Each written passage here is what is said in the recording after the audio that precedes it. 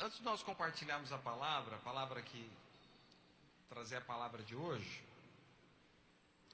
como lidar com os altos e baixos da vida, eu quero passar um vídeo, amém? Está pronto o vídeo aí, querido? Você pode... Eu queria que você prestasse atenção nessa mensagem, na verdade, porque ela é um poema, mas que traz uma verdade muito importante. Então eu queria que você prestasse atenção e escutasse bem aquilo que está sendo falado no vídeo.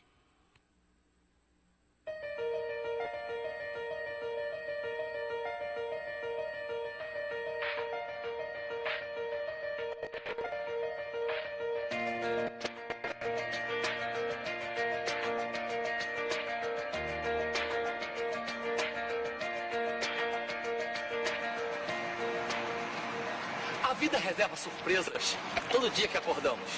Novidades todos os dias, coisas que nunca esperamos.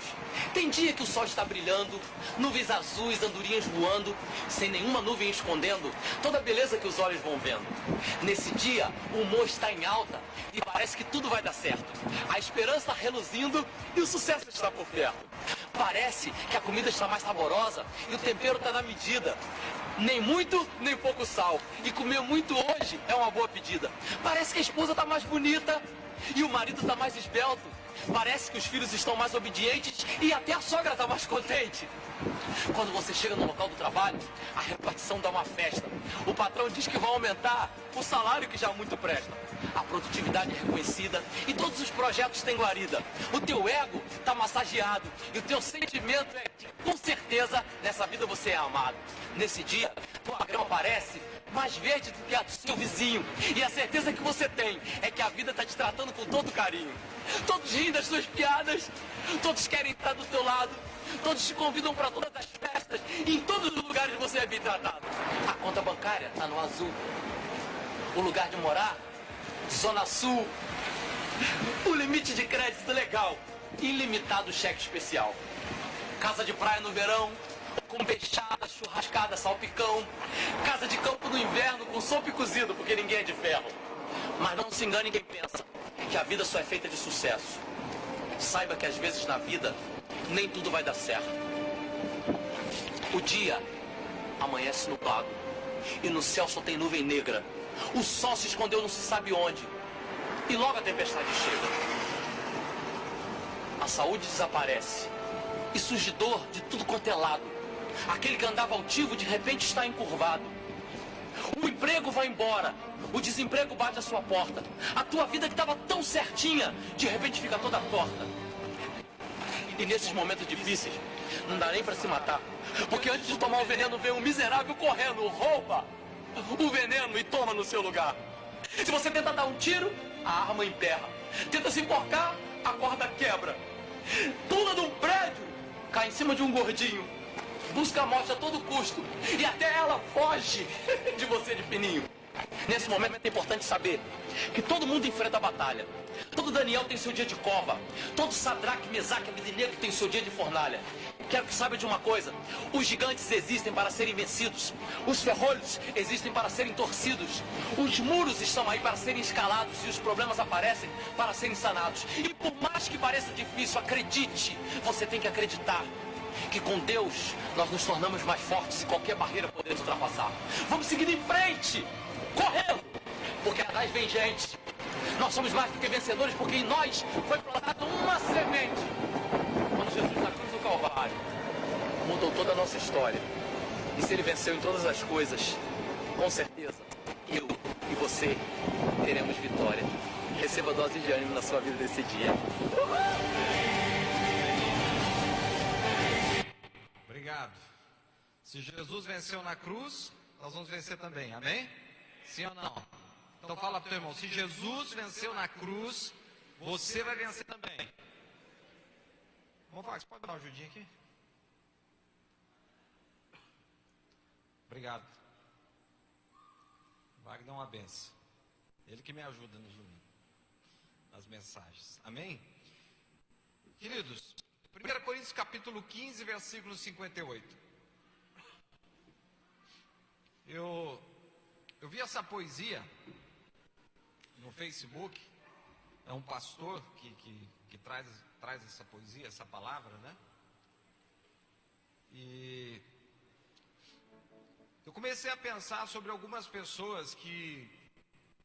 Primeiro comecei a pensar em mim mesmo, e depois algumas pessoas. Ele fala até algumas coisas bem duras ali, mas às vezes é a visão de algumas pessoas que vivem assim, que não sabem lidar muito bem com os altos e baixos da vida. Tem pessoa que sabe ter tudo, mas não sabe ter nada. Tem pessoas que sabem ser feliz, mas não sabem ter momentos que talvez a alegria, a felicidade não esteja tão presente assim, né? Felicidade e alegria humana. Tem gente que sabe viver com muito, mas não sabe viver com pouco. E aí se desespera, entra numa situação complicada da sua vida, dos seus sentimentos, dos seus pensamentos. Infelizmente, em alguns momentos, comete coisas que não deveria cometer. Nós estamos vendo aí no Brasil e fora do Brasil, né? Pastores até fora do Brasil, pastores tirando a sua vida. Essa é uma realidade dura da igreja. Até alguém perguntou assim para mim, mas pastor, por quê? Por que isso acontece? Eu falei, eu sei por que isso acontece. Todos nós sabemos por que isso acontece. Não deveria acontecer. Porque são pessoas que não sabem, queridos, lidar com os altos e baixos da vida. E os altos e baixos da vida são verdadeiros, são reais, queridos. Se não fosse assim, o Senhor Jesus não teria dito, no mundo tereis aflições, mas tende bom ânimo, eu venci o mundo. Amém? Se não fosse assim, Jesus não teria dito, no mundo tereis dificuldades, tereis aflições, tereis problemas. A questão é como é que a gente lida com esses problemas, como é que a gente vence isso, como é que a gente consegue superar um momento de dificuldade e daqui a pouco nós estamos novamente lá em cima, no alto, felizes, alegres, como ele começou a poesia. Então eu estava lendo o livro de 1 Coríntios, capítulo 15, versículo 58, o apóstolo Paulo falou assim, ó. Vou até colocar no projetor para nós aí, meu querido, isso, coloca para nós aí. 1 Coríntios, capítulo 15, versículo 58, imagina, se uma pessoa está animada, olha aqui para mim, se uma pessoa está animada, a outra precisa dizer para ela, ânimo, força? Não precisa. Se você está extremamente animado, se você está extremamente convicto de alguma coisa, ninguém precisa animar você, porque você já está animado. Super animado, super convicto. Então quando alguém diz assim, olha, força, ânimo, como Deus disse para Josué, tem de bom ânimo, esforça-te, porque Josué estava num momento de baixa da sua vida. Passou algum tempinho, Josué estava no momento de alta da sua vida. Ele foi lá, venceu, conquistou Jericó, derrubou as muralhas, poderoso, Deus fez milagres através da vida dele e ele estava diferente. E o apóstolo Paulo escreve para a igreja de Corinto, e ele diz assim, portanto, e ele faz questão de dizer que era para os irmãos, ele diz assim, meus amados irmãos, sedes firmes e constantes, sempre abundantes na obra do Senhor, sabendo que o vosso trabalho não é em vão no Senhor. Olha, por que o apóstolo Paulo ele escreve isso para os irmãos de Corinto? Pedindo para eles continuarem firmes, continuarem no propósito de servir a Jesus, no propósito de caminhar com Jesus. Por que ele escreve isso? Porque ele ficou sabendo que a igreja de Corinto estava passando um problema onde algumas pessoas estavam abandonando a fé.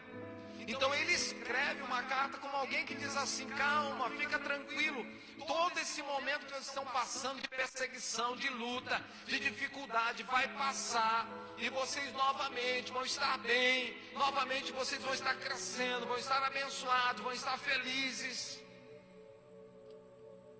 Então ele escreve isso de sejam firmes e sejam constantes. Duas palavras, firmeza. Firmeza, queridos, firmeza não é teimosia. Teimosia é uma coisa, firmeza é outra. Tem pessoas que confundem firmeza com teimosia. Não, eu estou firme nessa posição que eu tenho e eu não vou abrir mão. Isso não é muitas vezes firmeza, isso é teimosia.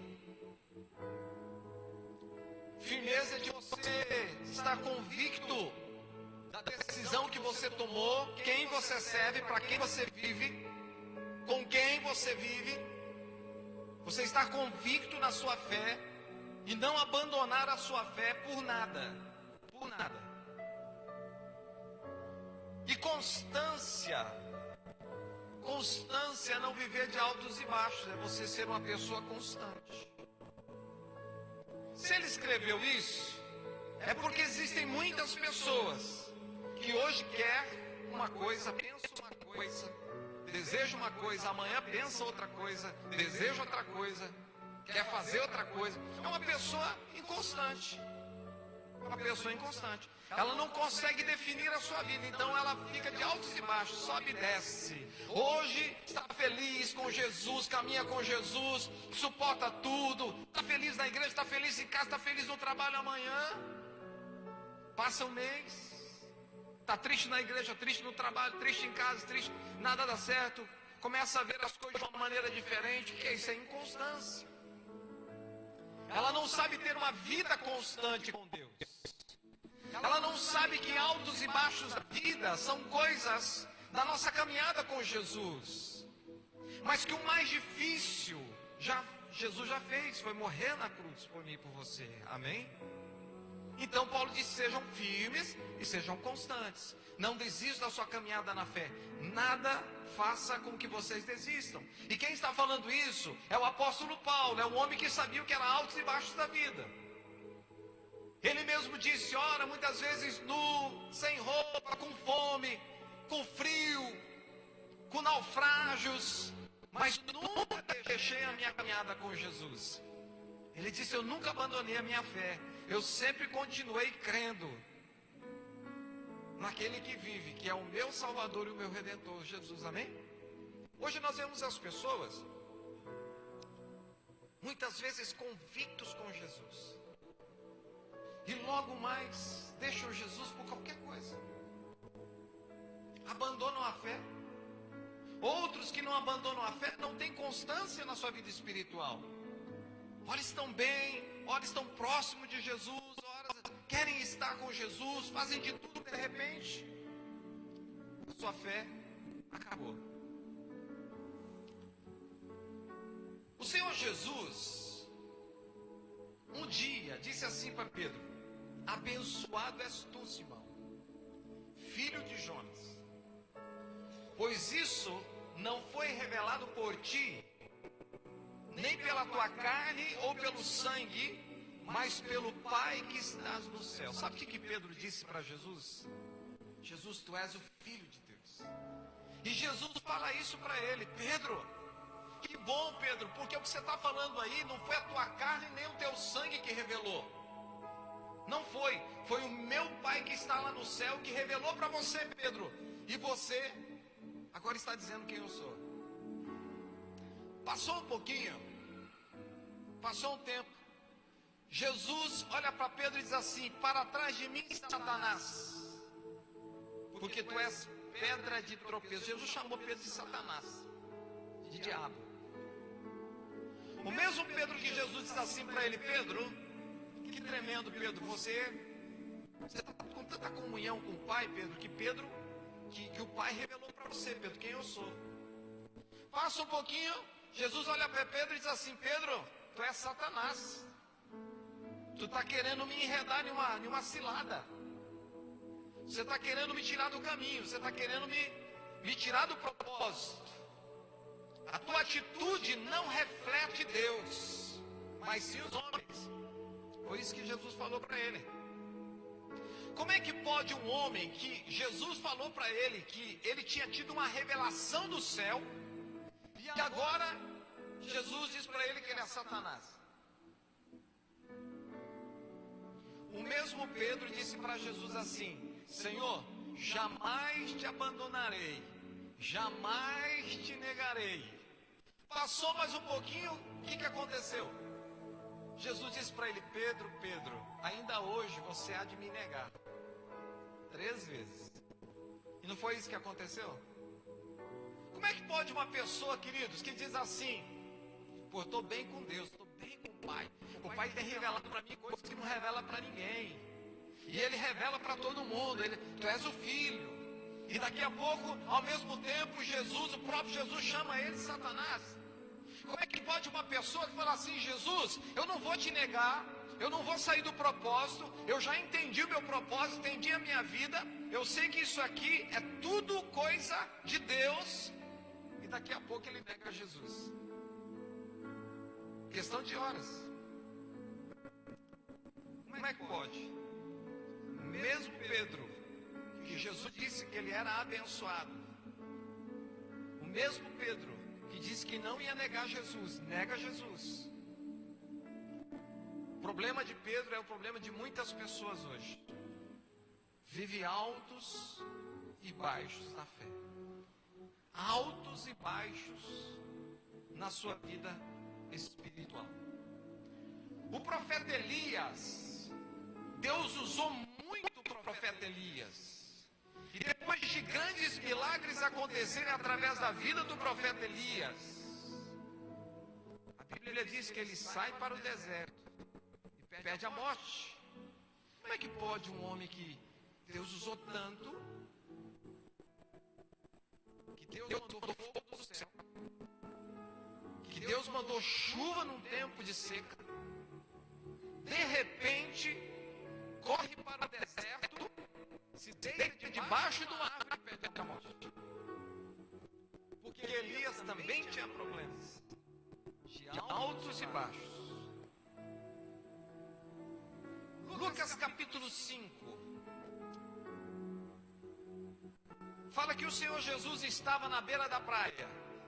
Era tanta gente querendo ouvir Jesus, que eles foram empurrando Jesus para o sentido da água, o sentido do mar.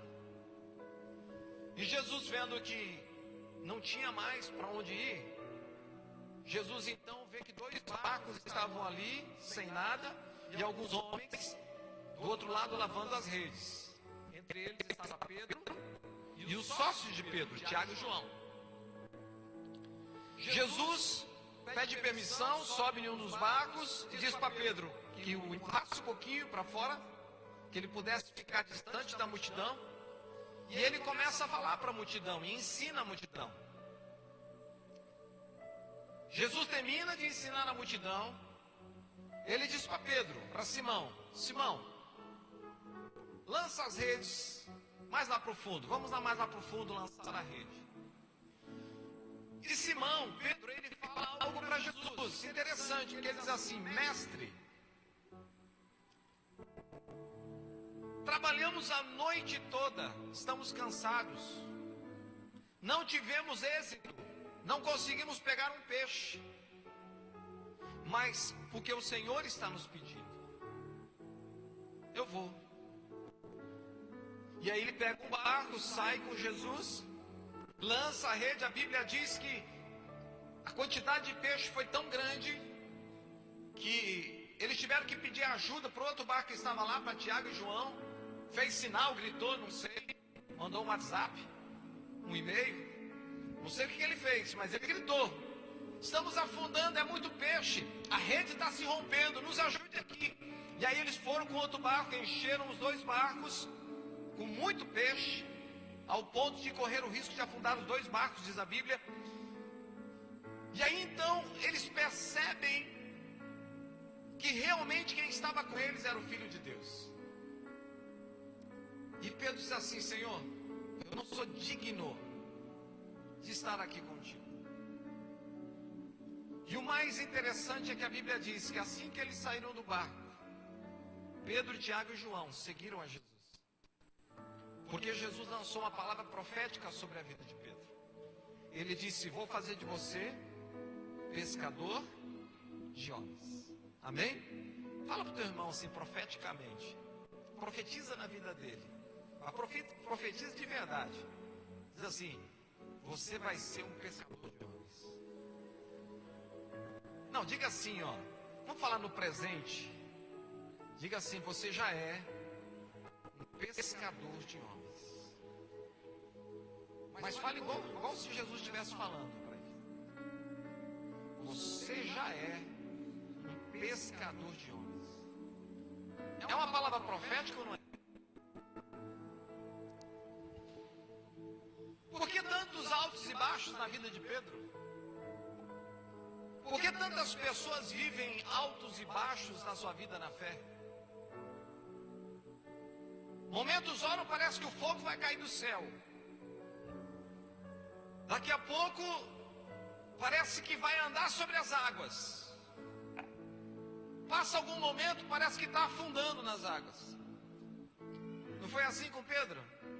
Senhor, se é tu mesmo, deixa que eu vá até onde o Senhor está. E lá foi o Pedro. Palavra, um pedido de fé. Pensa, é um pedido de fé. Talvez você estivesse no lugar de Pedro, você não diria: deixa eu ir alcançar, deixa eu ir até onde o Senhor está. Se és tu mesmo, deixa eu ir aí. Pedro teve que ter fé. Mas ao mesmo tempo que ele teve fé, no meio da caminhada, ele perdeu a fé e começou a afundar. Altos e baixos da vida. Queridos, a Bíblia está repleta de histórias de pessoas que viveram altos e baixos, que em algum momento da sua vida estavam tão cheios de Deus que nada lhe parecia impossível.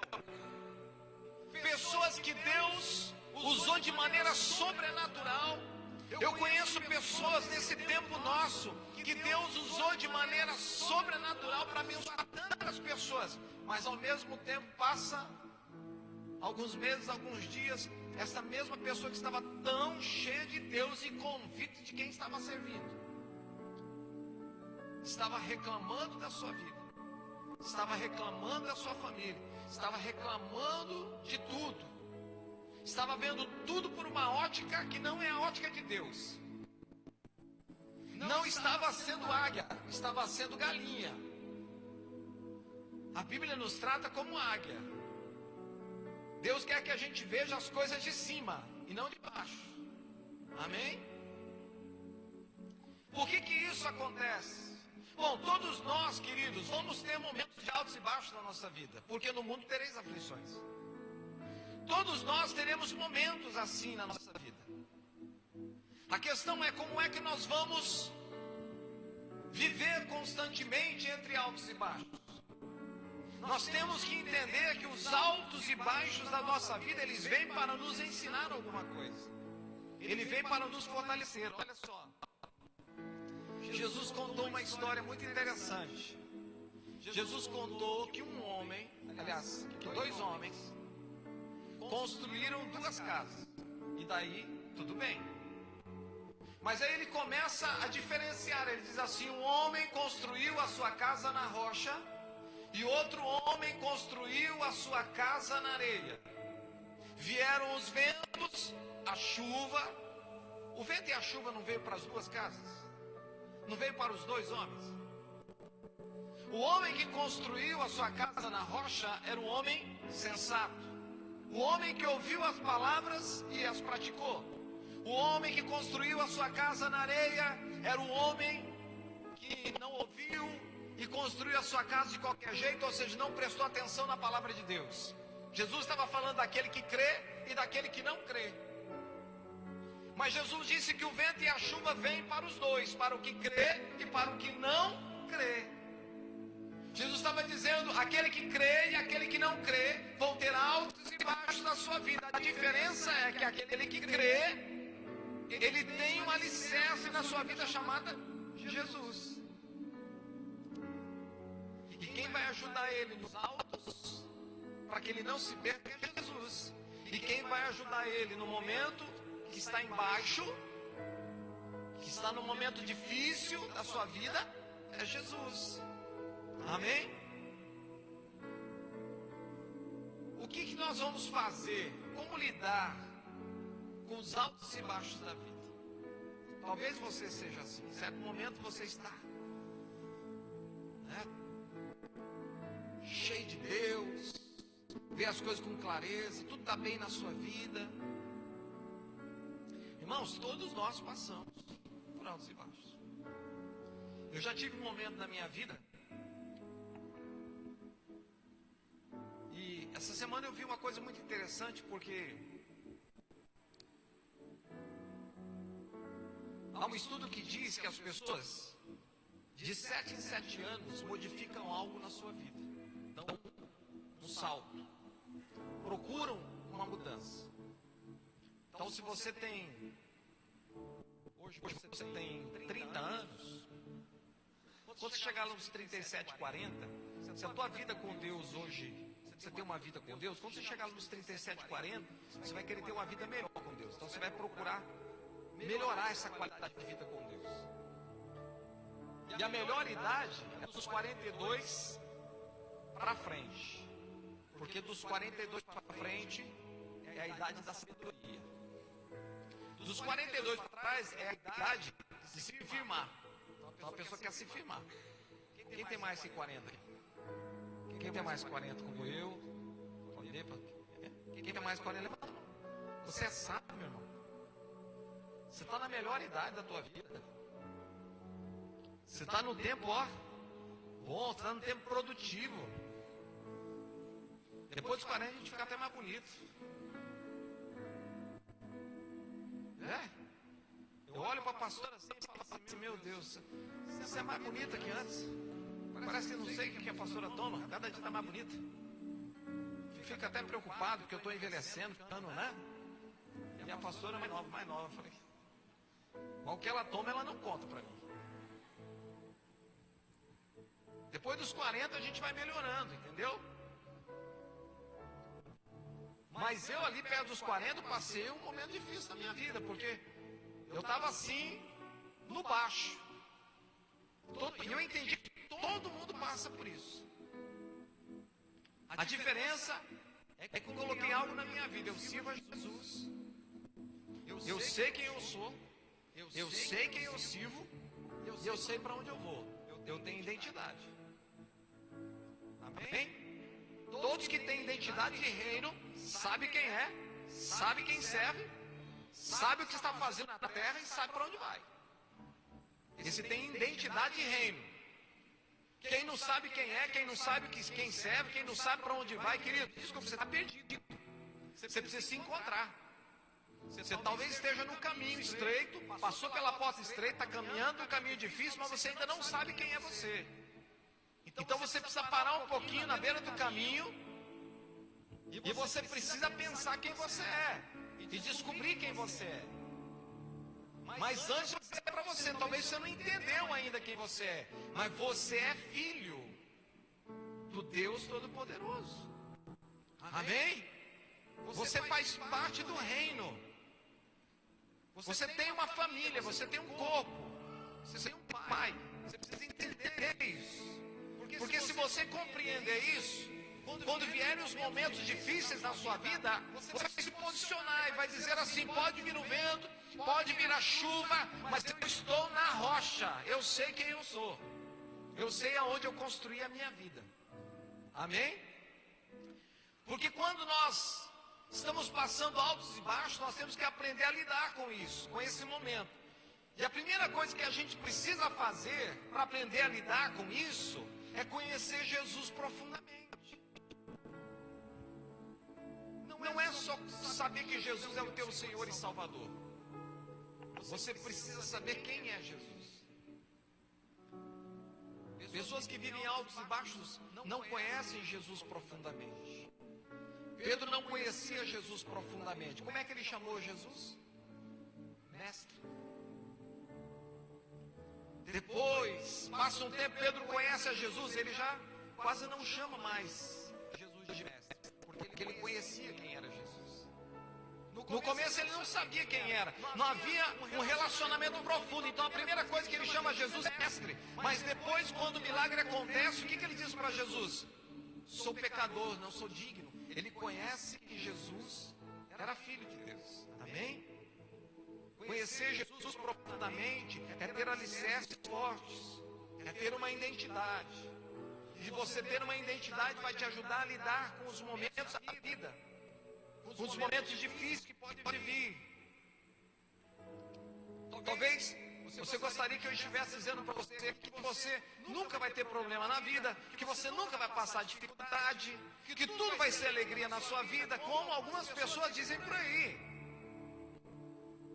Que você só vai vencer. Mas essa não é a realidade da vida cristã. Não é a realidade da vida cristã. Por isso nós vemos muitas igrejas, muita gente, queridos, que são crianças da fé, não crescem. Porque estão criando um mundo de ilusão na vida deles que não é um mundo real. E aí quando eles se chocam com o mundo real, eles não conseguem permanecer firmes na presença de Deus. Está cheio de neném na fé. Vai na igreja, chora, chora, chora, chora. Quando sai da igreja, continua fazendo as mesmas coisas, os mesmos erros, tendo a mesma vida errada. Não muda o seu interior, não muda a sua vida. Você quer chorar na igreja? Chora, porque igreja é lugar de chorar. Eu aprendi com Jesus que homem chora. Quando eu era pequeno, meu pai dizia, não chora, você é homem, não chora. E eu fui com essa convicção para a igreja até o primeiro momento que Jesus me pegou e eu chorei. Eu disse, homem chora, homem chora, homem chora. E eu digo nos encontros, pode chorar, que o homem chora. E chora mais do que a mulher, né? Porque mulher chora bastante, né? E o homem quando chora, chora mais do que a mulher. Nós temos encontro com Deus, o menino, primeira ministração. O menino começou a chorar, e chorar, e chorar, chorava de soluçar, chorava de soluçar. E os irmãos, pastor, o que a gente faz? Deixa chorar. Mas ele não para, deixa chorar. Aquele cara deixa chorar, deixa ele chorar. Mas está incomodando os outros. Não, deixa ele chorar. Segundo dia do encontro, o menino chorando, não parava de chorar, dormia chorando, soluçar, acordava chorando, ia tomar café chorando. E os irmãos, pastor, o que está acontecendo com ele? Deixa chorar, deixa chorar, deixa chorar. Eu acho que ele nunca chorou na vida. Se ele chorar 3 dias, deixa. Foi no último dia, chorando. Algumas pessoas não conhecem Jesus profundamente, não sabem lidar com os altos da vida. E aí então, quando se deparam com a realidade da sua vida em Deus, muitas vezes desistem da sua vida com Deus. Para a gente poder lidar com os altos e baixos da vida, a gente precisa querer e crer que Jesus é Senhor da nossa vida. Amém? Precisa querer e crer na sua vida na fé, na escolha que você fez por Jesus. Eu já recebi a Jesus em 1988. Eu estou até hoje firme com Jesus. E uma das coisas que me firmou estar com Jesus é porque eu sempre estive envolvido nas coisas de Deus. Muito novo eu e a pastora fomos pastores, mas antes, o que tinha na igreja. Irmãos, às vezes nós íamos para a igreja, nós ficávamos de manhã, eu ficava o dia inteiro, porque eu ia para a escola bíblica, aí eu ia almoçar na casa de algum irmão, voltava para uma reunião que tinha de jovens à tarde, né, que era uma reunião de jovens, aí já ficava para o culto da noite. Eu só ia para casa 10h30, 11 horas da noite. Passava o domingo inteiro na igreja.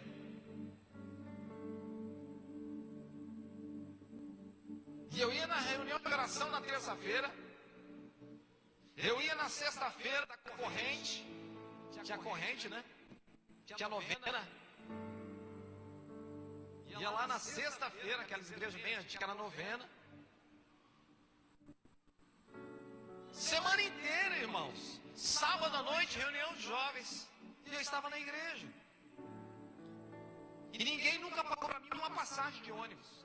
Porque quando eu não tinha passagem de ônibus, eu ia de a pé. Eu morava aqui no Jardim América, saía de a pé para a igreja. De vez em quando a pastora me pedia umas passagens emprestadas, eu emprestava. quando acabava o culto, a pastora vinha, né? Depois descobri que isso era, né? Já era querendo se aproximar. Aí ela chegava assim e falava: oi, tudo bem, tudo bem? Tudo bem, tudo bem. Você me arruma um vale transporte? De vale transporte a gente casou.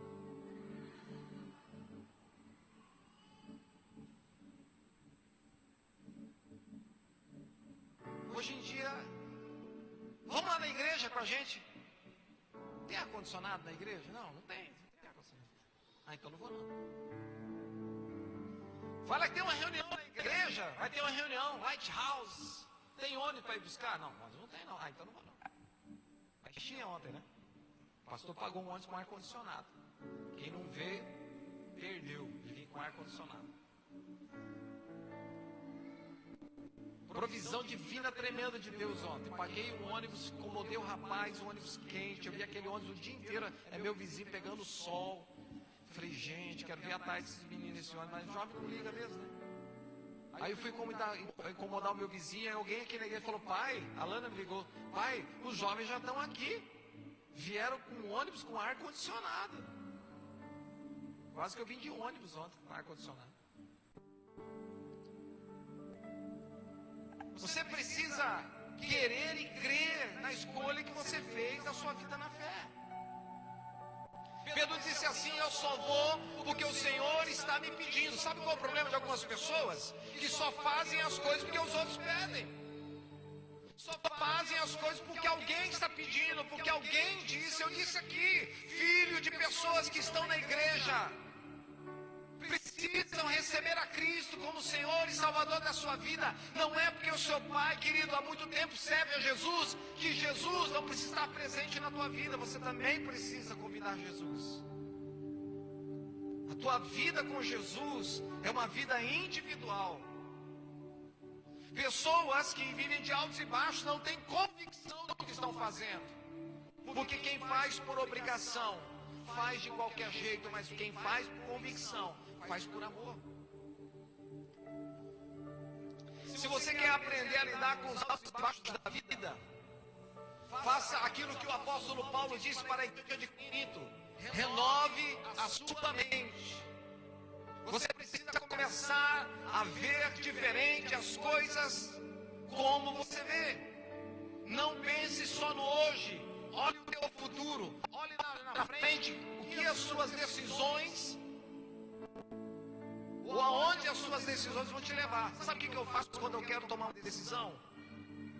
Eu penso assim comigo: bom, se eu tomar essa decisão hoje aqui, o que vai acontecer lá na frente? E aparece na minha mente, na minha visão espiritual, várias situações. Aí eu digo assim: bom, então eu não vou tomar essa decisão hoje aqui, porque eu sei que lá na frente vai ser bom. Isso é visão. Isso é visão. Tem pessoas que tomam uma decisão hoje, alguém diz assim: mas você já parou para pensar o que pode acontecer com você? Se você tomar essa decisão hoje, ela diz: eu não quero nem saber.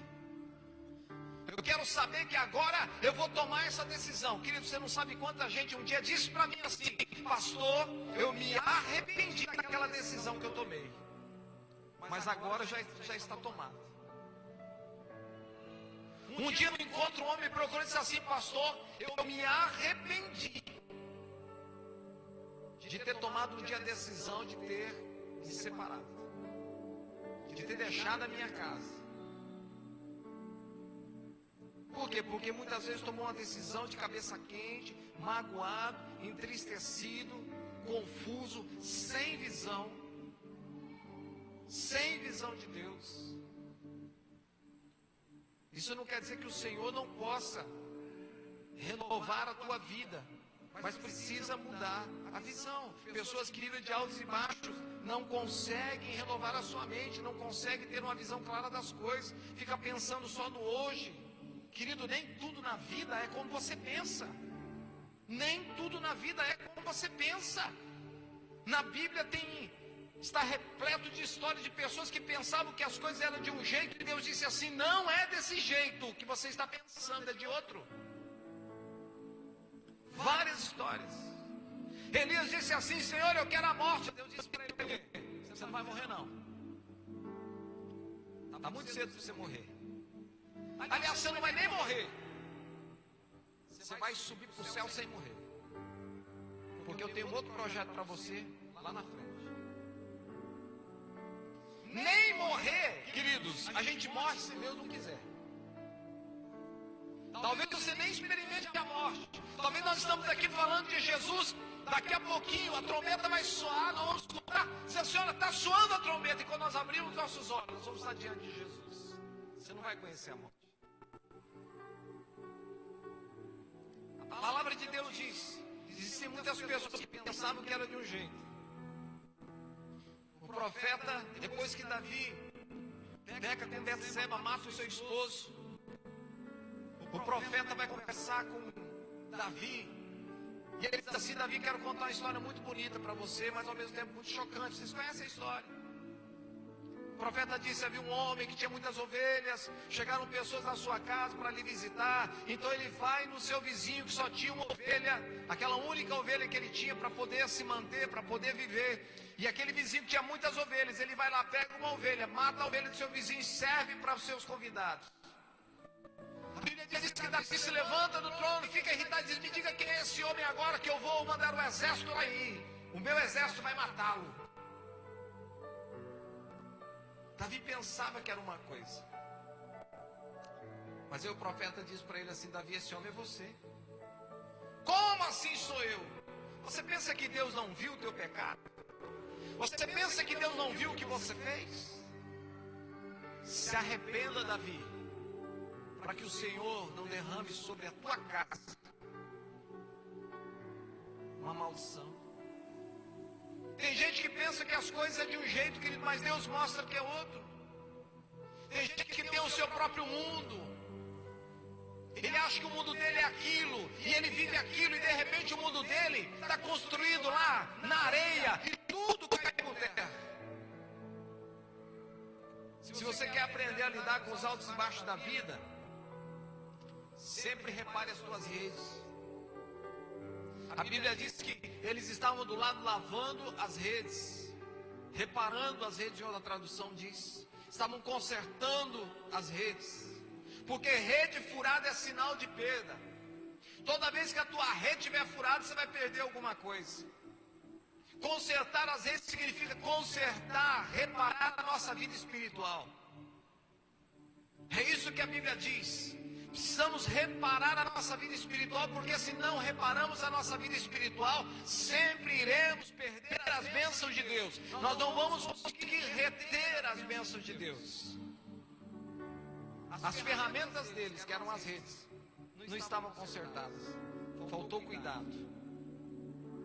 Reparar as redes significa cuidar muito bem da tua vida espiritual, cuidar muito bem da tua família, cuidar muito bem das tuas finanças. Sabia? Tem momentos na nossa vida que a gente tem que parar e consertar as redes. Não continua com as redes furadas. Para um pouco, irmão.